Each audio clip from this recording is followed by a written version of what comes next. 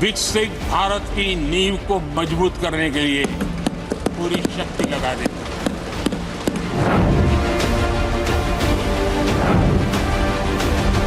मोदी की गारंटी बोलो, ये गारंटी लिखो ना। जो आपने कहा कि मोदी की गारंटी एमएसपी थी, मैं नहीं कर सका।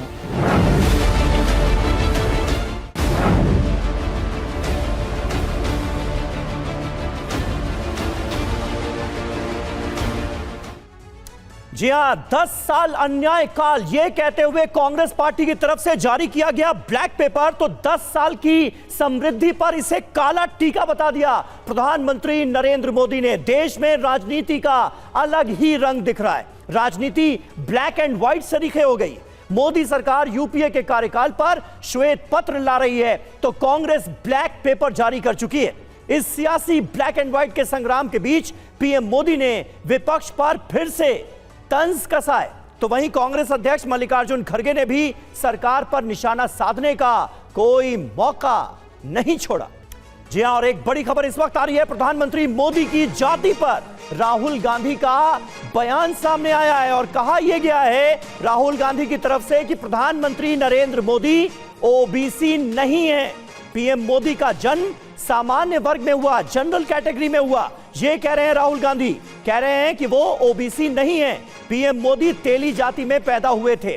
2000 में तेली जाति को ओबीसी में शामिल किया गया, ये कहा गया है राहुल गांधी की तरफ से। तो प्रधानमंत्री नरेंद्र मोदी की जाति को लेकर राहुल गांधी ने यह बड़ा बयान दिया है और कहा है कि पीएम मोदी ओबीसी नहीं है। आपके पास बीजेपी के कार्यकर्ता आएंगे, उनसे एक बात पूछना कि भैया ये जो आपका प्रधानमंत्री है, इसने पूरे देश को झूठ बोला कि ये पिछड़े वर्ग का है। ये तो पिछड़े वर्ग का पैदा नहीं हुआ था, ये तो जनरल कास्ट का आदमी है। ये पूरे ओबीसी वर्ग को झूठ बोल रहा है, बेवकूफ बना रहा है। हर बीजेपी के कार्यकर्ता को ये बताना। ओके, शाबाश, थैंक यू। और हमारे संवाददाता कुमार विक्रांत इस वक्त हमारे साथ जुड़ रहे हैं। कुमार, प्रधानमंत्री नरेंद्र मोदी की जाति को लेकर एक बड़ा बयान राहुल गांधी का हमारे सामने है जिसमें वो ये दावा कर रहे हैं कि प्रधानमंत्री नरेंद्र मोदी ओबीसी नहीं है।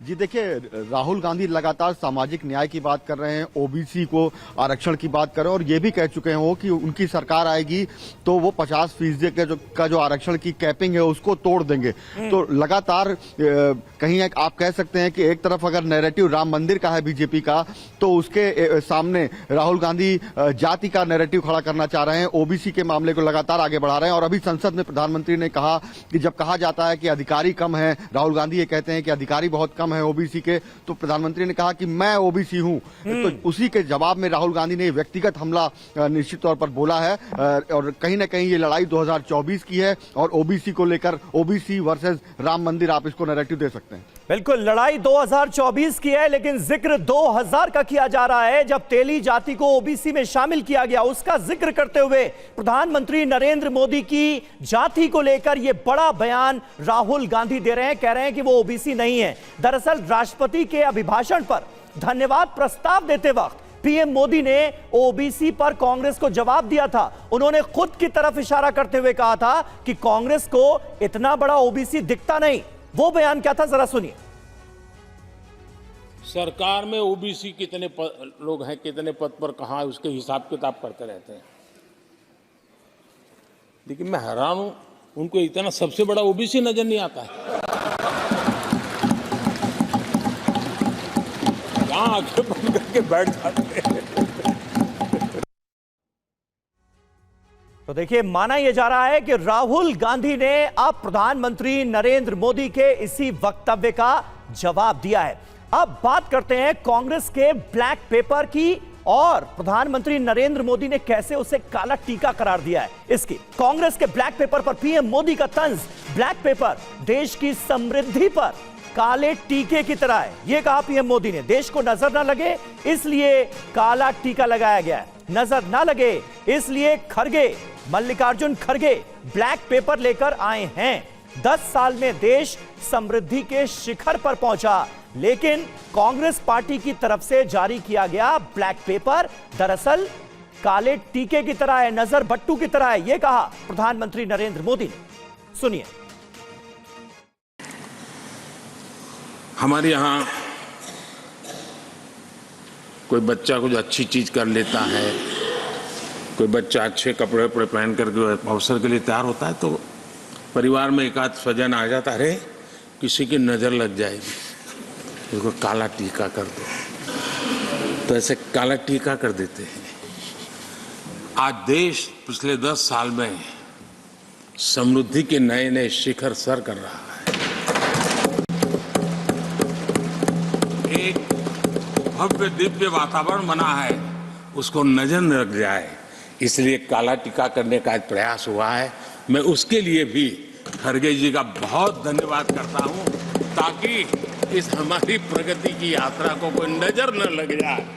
ये नजर न लग जाए इसलिए आपने आज जो काला टीका किया है, मैं तो सोच रहा था सब काले कपड़ों में आएंगे, लेकिन शायद काला जोदू खिंचते खिंचते खिंचते ब्लैक पेपर तक चला गया है। लेकिन फिर भी मैं उसका भी स्वागत करता हूं, क्योंकि जब भी अच्छी बात होती है काला टीका नजर न लग जाए, इसलिए बहुत जरूरी होता है। और उस पवित्र काम को, और आज जिस उम्र के हैं उस व्यक्ति जब ये काम करता है तो जरा अच्छा रहता है, तो मैं इसके लिए भी आपका आभार व्यक्त करता हूं। दरअसल मल्लिकार्जुन खड़गे कांग्रेस पार्टी के अध्यक्ष, उन्होंने आज ब्लैक पेपर जारी किया था प्रेस कॉन्फ्रेंस में, और उसके बाद सदन में जैसे ही उन्होंने प्रवेश किया वैसे ही प्रधानमंत्री नरेंद्र मोदी ने ये तंज उनके ऊपर कसा कि ये तो काले टीके की तरह है। आज दोपहर बाद सरकार श्वेत पत्र लाएगी, लोकसभा में श्वेत पत्र लाने जा रही है सरकार। वित्त मंत्री निर्मला सीतारमण आज श्वेत पत्र पेश करेंगी। चर्चा के बाद निर्मला सीतारमण इस पर जवाब देंगी।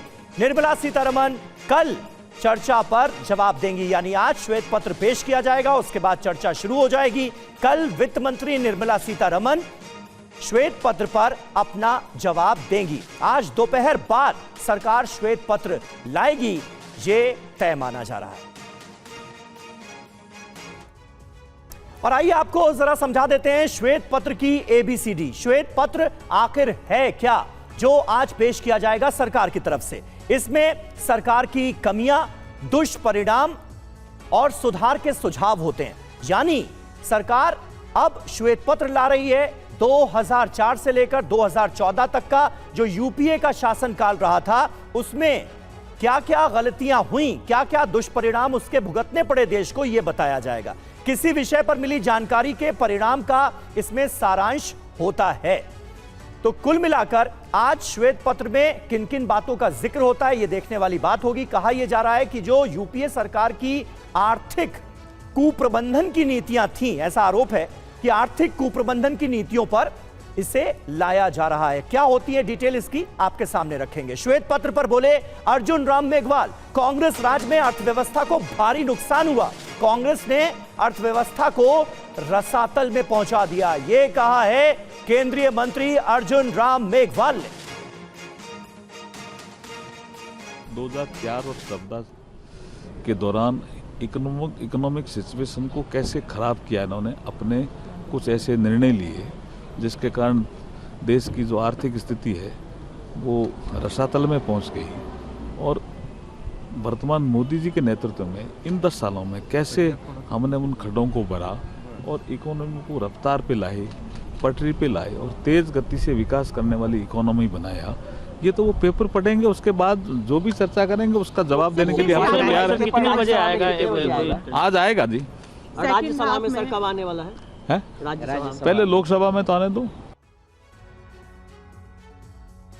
तो आज लोकसभा में वित्त मंत्री निर्मला सीतारमण पेश करने जा रही हैं श्वेत पत्र। उसमें क्या हो सकता है इसकी एक झलक तो मिल ही गई है अर्जुन राम मेघवाल के बयानों से। हमारे साथ हमारे पॉलिटिकल एडिटर आमोद राय इस वक्त जुड़ रहे हैं। आमोद, कुल मिलाकर ऐसा लग रहा है कि 10 साल में जो यूपीए सरकार की आर्थिक नीतियां थीं उनको घेरा जाएगा इस श्वेत पत्र के जरिए। निश्चित तौर पे देखिए समीर, इसमें 2 हिस्सा होगा। श्वेत पत्र एक तो 2004 से 14 तक का मनमोहन सरकार के समय का जो आर्थिक कुप्रबंधन कहा जा रहा है उसके बारे में पूरा विवरण होगा कि किस तरह से कुछ लोगों को फायदा पहुंचाने के लिए उस 10 सालों में काम किया गया और देश की आर्थिक स्थिति कैसी थी, देश का आर्थिक स्वास्थ्य कैसा था, ये उसमें बताया जाएगा। साथ ही कंपैरिजन किया जाएगा 2014 से लेकर 24 तक का 10 साल जो मोदी सरकार रहा है, जिन जिन क्षेत्रों में मनमोहन सरकार ने खराब प्रदर्शन किया उसमें इनका परफॉर्मेंस कैसा है, इसके विषय में भी बताया जाएगा। और ये बताया जाएगा, कंपैरिजन किया जाएगा कि कैसे हमने वहाँ बेहतर काम किया जहाँ जहाँ स्थिति खराब थी। देश का जो है फिजिकल जो पूरा स्वास्थ्य था, जो हेल्थ था, वो कैसा था और अब कैसा है, इस पे एक डिटेल उसमें वर्णन होगा। साथ ही मैं आपको बताऊं कि इसकी जो झलकी की बात आप कह रहे हैं, प्रधानमंत्री ने जो लोकसभा में अपना जवाबी भाषण दिया था राष्ट्रपति के अभिभाषण पे, उसमें उन्होंने बहुत कुछ साफ कर दिया था कि किस तरह से कुछ घरानों को फायदा पहुंचाया गया, किस तरह से स्पेक्ट्रम में गड़बड़ियां हुई, कोयले में गड़बड़ियां हुई। तो इन तमाम विषयों का उसमें जिक्र होगा। पूरा ये एक राजनीति है समीर, मैं आपको बताऊं कि चूंकि 10 साल बीत चुके हैं और जो यूपीए सरकार के गड़बड़ नीतियों की वजह से उस समय बीजेपी को फायदा मिला था, वो एक बार फिर लोगों को याद दिलाकर और 10 साल बाद अपनी स्थिति को अच्छा दिखाकर बीजेपी उसका फायदा जरूर उठाना चाह रही है। उसके लिए ये श्वेत पत्र लाया जाए। बिल्कुल आमोद, बने रहे आप हमारे साथ वरिष्ठ पत्रकार अवधेश कुमार जी भी मौजूद हैं। अवधेश जी, क्या हो सकता है श्वेत पत्र में? इसकी झलक तो सीधे तौर पर मिल गई है, लेकिन ऐसा लग रहा है कि कुल मिलाकर यूपीए के 10 साल वर्सेस एनडीए के 10 साल, 2004 से 14 तक की एक सरकार और 2014 से 24 तक की सरकार, इसका एक कंपैरिजन सामने रखा जाएगा और यूपीए सरकार की नीतियों पर प्रहार किया जाएगा। श्वेत पत्र एक सरकार के तहत, संविधान के तहत एक मान्य डॉक्यूमेंट होता है जी, जिसको कि देश और दुनिया आंकड़ों के लिए इस्तेमाल करती है, इसलिए एक महत्वपूर्ण दस्तावेज है। अब उसमें जो 2013 में जो हमारी इकोनॉमी थी, सच्चाई ये थी कि उसको दुनिया के कई संस्थाओं ने विश्व की 5 जो है वो जिसको वल्नरेबल इकोनॉमी बोलते हैं, मतलब नाजुक अर्थव्यवस्था में गिना था। और यह सच है कि उस समय हमारे बैंकों की हालत बहुत ज़्यादा खराब थी, बैंक खाली हो रहे थे, बजट में बैंक के लिए पैसे डालने पड़ रहे थे। जो उस समय आनंद शर्मा जी वाणिज्य मंत्री थे, उन्होंने एक बार यह भी कहा था कि देश को सोना गिरवी रखने की नौबत आ सकती है और यह देश के लिए अच्छा होगा। तो सारी परिस्थितियां थीं।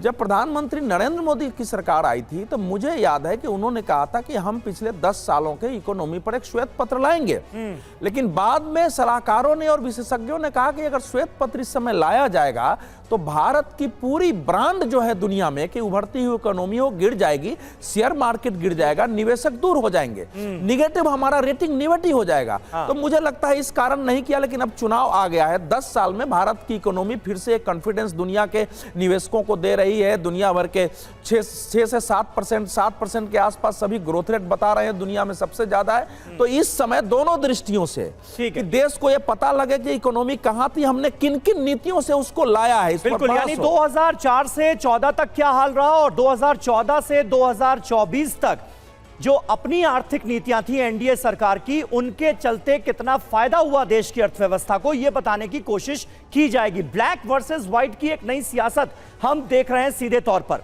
केंद्र के खिलाफ कांग्रेस ने ब्लैक पेपर जारी किया है। सरकार के 10 साल के खिलाफ ब्लैक पेपर जारी किया गया है कांग्रेस पार्टी की तरफ से आज ही।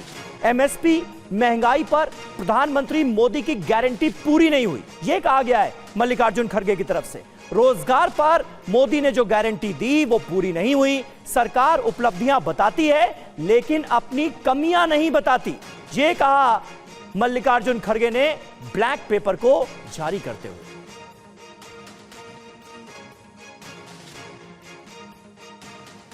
आज black pepper against the government निकाल रहे हैं, क्योंकि वो हमेशा अपनी बात को पार्लियामेंट में जब रखते हैं तो बार बार अपनी कामयाबियों को सुनाते हैं और उनके फेल्यूर्स को छुपाते हैं। और जो हम उनके फेल्यूर्स के बारे में भी जब कहते हैं तब भी हमको उतना उसको महत्व नहीं दिया जाता है। उसमें मेन मुद्दे ये हो गए कि बेरोजगारी जो सबसे बड़ा मुद्दा है देश में, और इसकी बात कभी बीजेपी की सरकार नहीं करती, और न करने से आज वो हमेशा 10 साल की तुलना करने का सोचते हैं। और मुझे कभी कभी ऐसा हंसी आती है कि उन्होंने परसों पब्लिक सेक्टर्स की बात करके उन्होंने बताया, लेकिन ऐसा नहीं कौन सा बताया कि जो पंडित जवाहरलाल नेहरू जी के ज़माने में HAL, HMT, BEL, BHEL ऐसे चीज़ें कोई है उन्होंने कभी बताया नहीं। वो कौन से हैं उनके ज़माने में पब्लिक सेक्टर्स, कितने लोगों को एम्प्लॉयमेंट मिला, कितने लोगों को अच्छी नौकरी मिली, ये उन्होंने कभी नहीं बताया। और दूसरी बात ये तो रोजगारी की, एक देहात में भी रोजगारी कम हो रही क्योंकि ये नरेगा का पैसा वो रिलीज नहीं कर रहे, और हर स्टेट में डिस्क्रिमिनेशन हो रहा है। जैसा कि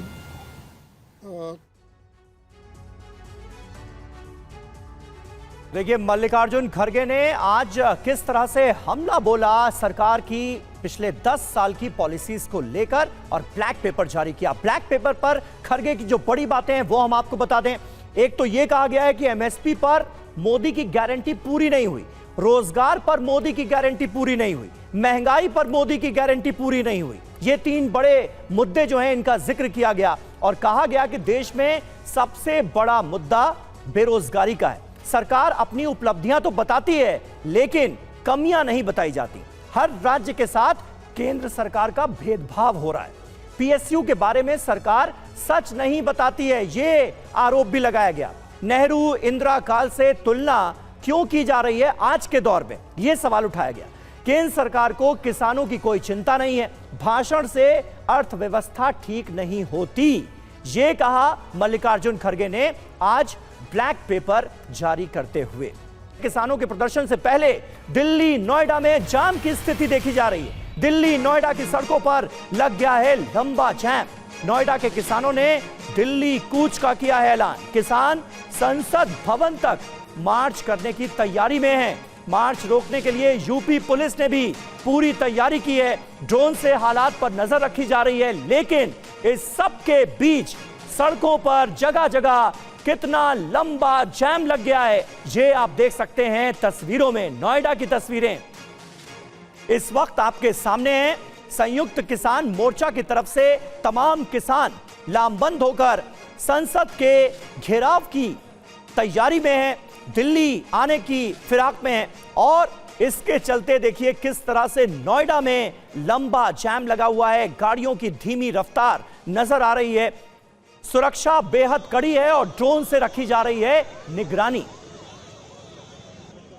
हमारे 2 संवाददाता इस वक्त हमारे साथ मौजूद हैं, सुमंत और विवेक हमारे साथ जुड़ रहे हैं। सुमंत, सबसे पहले ये बताइए आप कहां पर मौजूद हैं? और तस्वीरों में तो साफ नजर आ रहा है लंबा लंबा कई किलोमीटर लंबा जाम लग गया है नोएडा की सड़कों पर। क्या स्थिति है इस वक्त?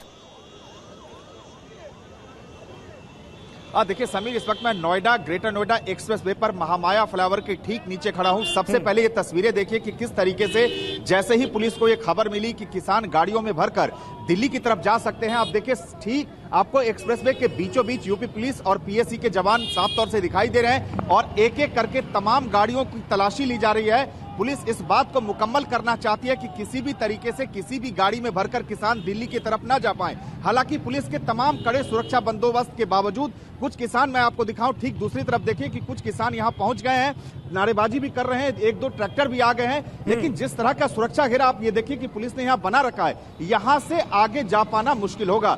लेकिन ये जो तलाशी अभियान चल रही है इसकी वजह से मैं आपको दिखाने की कोशिश करता हूं। समीर, ये देखिए कि कितना लंबा जाम लग गया है। जानकारी ये मिल पा रही है कि कई किलोमीटर लंबा जाम लग गया है। ये ग्रेटर नोएडा से नोएडा की तरफ दिल्ली जाने वाली ये मेन एक्सप्रेस वे है और आप देखिए तस्वीरें कि लगातार गाड़ियों की तलाशी ली जा रही है, यानी किसी भी कीमत पर किसान आगे ना बढ़ पाए इसकी पूरी कोशिश यूपी पुलिस कर रही है। नोएडा के यहाँ डीसीपी, ज्वाइंट सीपी, तमाम आला अधिकारी मौजूद हैं और अगर आप देखें तो इसी तरीके के हालात बने और सुबह से ही पुलिस ने जगह जगह बैरिकेड्स लगा रखे, लेकिन अभी अचानक ये चेकिंग बढ़ा दी गई है और इस वजह से अभी आप देखिए कि लंबा ट्रैफिक जाम लग गया है। ठीक है, सुमन बने रहिएगा आप हमारे साथ। हमारे एक और सहयोगी विवेक शर्मा इस वक्त वहां हमारे साथ जुड़ चुके हैं। विवेक, आप कहां पर हैं और वहां पर क्या स्थिति है, किस तरह से प्रशासन वहां पर सतर्क नजर आ रहा है, जरा बताएं और दिखाएं भी। देखिए समीर, सबसे पहले तो मैं आपको बताऊं कि मैं नोएडा एक्सप्रेसवे पे मौजूद हूं और ये तस्वीरों में देखेंगे कि आगे की तरफ जो रास्ता है वो बंद कर दिया गया है। एक्सप्रेसवे को यहां पर बंद कर दिया गया है क्योंकि यहां पे किसान जो है वो पहुंच चुके थे और एहतियात के तौर पर यहां पर जो रास्ता है उसे बंद किया गया है। सामने कुछ किसान जो है वो भी रास्ते में नजर आ रहे हैं, तो साफ है कि पूरी तरह से यहाँ पे सुरक्षा व्यवस्था कड़ी की गई थी, जगह जगह पर बैरिकेडिंग की गई, लेकिन फिलहाल यहाँ पर तस्वीरें ये देखने को मिल रही है कि किसान पहुंच चुके हैं और उन्होंने सड़क जाम कर दी है। आप देखेंगे तस्वीरों में कि सड़क जाम जो है वो कर दी गई है किसानों के द्वारा और किसान जो है वो आगे बढ़ते हुए। बिल्कुल विवेक, हम आपके कैमरे के जरिए जो तस्वीरें इस वक्त देख रहे हैं उसमें भारी संख्या में किसान नजर आ रहे हैं। आप नोएडा में मौजूद हैं, ये क्या दिल्ली की तरफ जाने वाली सड़क है जहां पर आप खड़े हैं विवेक? देखिए, मैं जहां मौजूद हूं वो दिल्ली की तरफ जाने वाली सड़क है और उस सड़क को किसानों के द्वारा बंद कर दिया गया है। यहां पर पुलिस बल भी तैनात है और किसान भी आपको यहां पे नजर आएंगे। पुलिस बल भी जो यहां पे पहुंच चुका है, ब्लैकेट जो कमांडोज है पुलिस के वो यहां पर मौजूद है, जो कि यहां से जो किसान आए हैं उन्हें हटाने की कोशिश में लगे हुए हैं। आपको बता दें कि दिल्ली के तमाम बॉर्डर्स पर काफी तादाद में पुलिस बल को तैनात किया गया है। बात करें अगर चिल्ला बॉर्डर की, कालहंदी कुंज की या फिर हम डीएनडी की बात करें तो हर जगह पुलिस बल को तैनात किया गया था, लेकिन कुछ किसान पुलिस को गच्चा देकर अब नोएडा एक्सप्रेसवे पे पहुंच चुके हैं, जिसके चलते यहाँ पे काफ़ी लंबा जाम जो है वो देखने को मिल रहा है। और फिलहाल यहाँ की तस्वीरें आप देखेंगे तो यहाँ पर आपको पुलिस फोर्स जो है वो नजर आएगी और साथ ही यहाँ पर किसानों ने सड़क को जाम कर दिया है।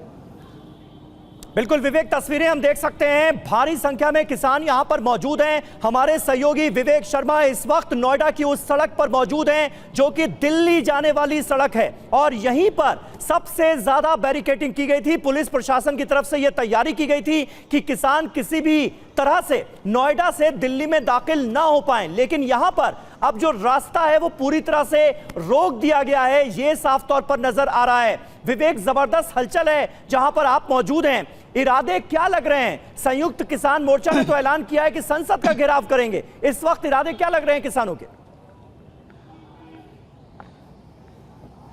देखिए, बात की जाए तो किसानों ने अब जो है नोएडा एक्सप्रेसवे पर को जाम कर दिया है। पूरी तरह से यहाँ पर ट्रैफिक जो है वो रुक चुका है, थम चुका है और पुलिस कोशिश कर रही है कि इन लोगों को एक्सप्रेसवे से हटाया जाए। पहले ये लोग साइड में खड़े थे, लेकिन पुलिस जिस तरह से यहाँ पे पहुंची तो उसके बाद आप देख सकते हैं तस्वीरों में कि किसान जो है वो आपको नोएडा एक्सप्रेसवे पर चलते हुए नजर आएंगे। ट्रैफिक पूरी तरह से यहाँ पर बंद कर दिया गया है और कोशिश की जा रही है कि इन्हें हटाया जा सके। तो देख सकते हैं तस्वीरों में कि किसान जो है वो पहुंच चुके हैं। दिल्ली कूच का इन्होंने ऐलान किया था, जिसके चलते इन्होंने कहा था कि ये लोग संसद का घेराव करेंगे और इस अपनी मांगों को पूरा करवाने की कोशिश करेंगे। इनका कहना था कि काफ़ी समय से ये लोग लगातार धरना प्रदर्शन दे रहे थे, लेकिन इनकी सुनवाई किसी ने नहीं की थी।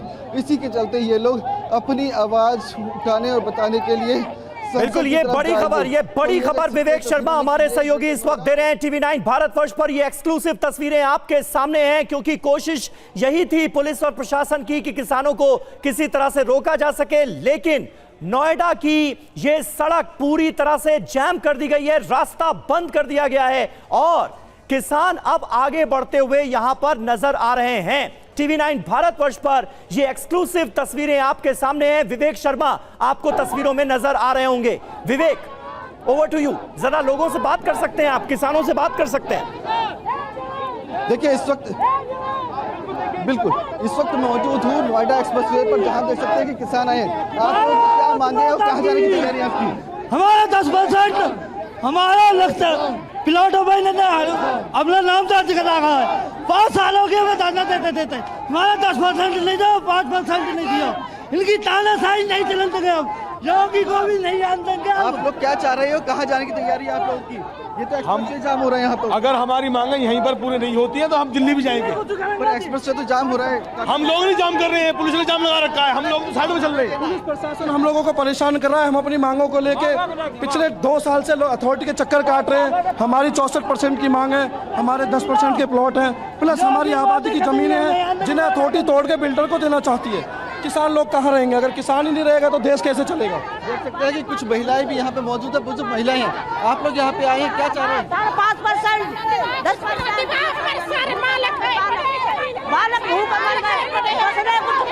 तो देख सकते हैं तस्वीरों में समीर की ये नोएडा एक्सप्रेसवे की तस्वीरें, जहाँ पे काफी तादाद में किसान जो है वो पहुंच चुके हैं। पूरी तरह से ट्रैफिक जो है उसे रोक दिया गया है। ये तस्वीरें ऐसी हैं जो कि कहीं ना कहीं साफ दर्शाती है कि पुलिस ने कड़े बंदोबस्त किए थे लेकिन वो कारगर साबित नहीं हुए। जगह जगह पे बैरिकेडिंग की गई थी कि किसान जो है वो ना आ पाए, लेकिन किसानों ने आखिरकार यहाँ पे नोएडा एक्सप्रेसवे पूरी तरह से जाम कर दिया है और पैदल मार्च जो है वो किया जा रहा है। इनका कहना है कि हम लोग दिल्ली जाएंगे, संसद तक घेराव करेंगे। तो यहाँ पे किसान जो है वो आपको नजर आएंगे। आप लोग के यहाँ से संसद जाने की तैयारी? दिल्ली जाएंगे, दिल्ली संसद को घेरेंगे दिल्ली जाके, और जो हमारा हक दिलवाएगा वो हमारा, जो हमारा हक नहीं दिलवाएगा वो हमारा नहीं है, किसानों का नहीं है। क्या क्या चाहते हैं आप लोग? हमारी 10%, 5% की चाहते हैं, और जो ये 1997 से रोके पड़े हैं ये हमारा हक चाहिए हमें। जो हमारा हक को रोकेगा हम उसे छोड़ेंगे नहीं पीछा। पूरी तरह से तो जाम हो चुका है, पूरी तरह जाम हो जाए, कुछ भी जाम हो जाए हम रुकेंगे नहीं, मरेंगे या मारेंगे, सीधा दिल्ली कूच करेंगे।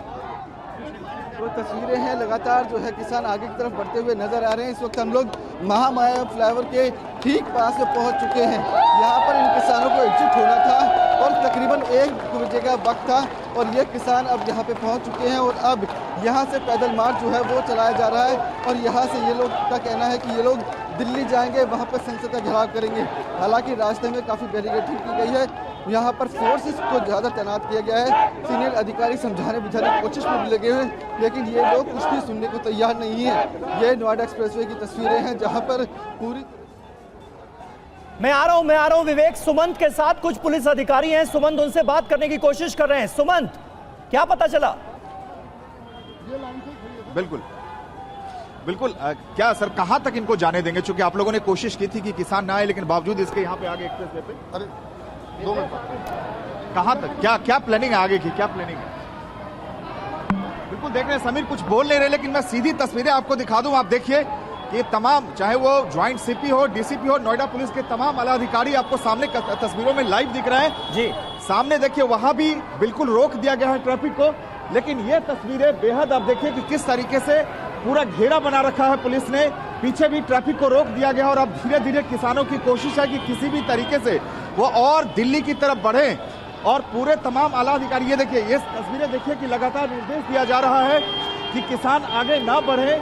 पूरी कोशिश है, पूरी तैयारी है, लेकिन अब यहाँ देखिए ठीक महामाया फ्लाईओवर के ठीक नीचे इस तरह की तस्वीरें हैं कि ये देखिए कि एक और सामने। बहुत बहुत शुक्रिया सुमंत और विवेक, आप दोनों नजर बनाकर रखिए, आगे भी आपसे जानकारी लेते रहेंगे। फिलहाल हेमंत सोरेन साहब को जेल में डाला, उसके बाद 48 घंटे तक ये लोग तोड़ने की कोशिश करते रहे, जेएमएम को तोड़ देते हैं। ये तो भगवान का भला और जेएमएम वालों का महान है, जेएमएम वाले जो टूटे नहीं इनके सामने।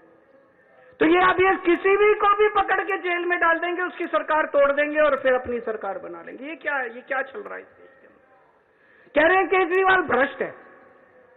मैं पूछना चाहता हूं, मैंने दिल्ली में बिजली सस्ती, बिजली फ्री कर दी दिल्ली के अंदर, मध्य प्रदेश में, गुजरात में, उत्तर प्रदेश में सबसे महंगी बिजली मिल रही है देश में।